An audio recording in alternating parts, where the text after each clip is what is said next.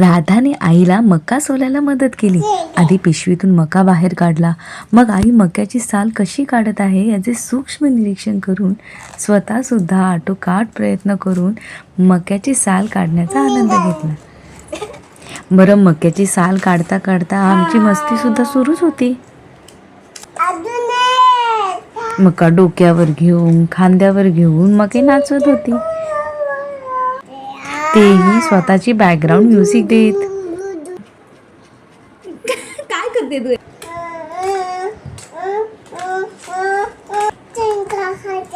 मका येतं. मका सोलून झाल्यानंतर ते खाण्याची राधाला घाई झाली होती. आई मला कधी मका सोलून देते ह्याची राधाला आतुरता लागली होती.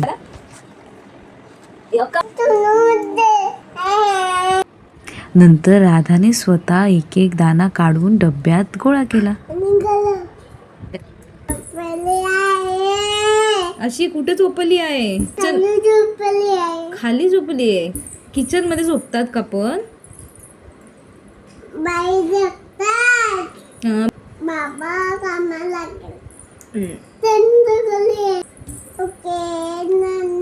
दाणे बाहेर फेकल्यावर आई ओरडण्यापूर्वी स्वतःच ओरडत होती. काय केलं? आणि मग मोजत मोजत दाणे गोळा केले.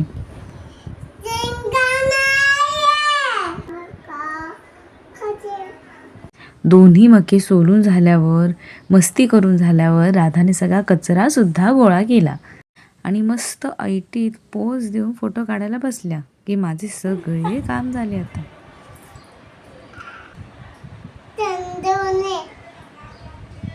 सांडवलंय, ठेवलंय, कचरा गोळा केलाय का?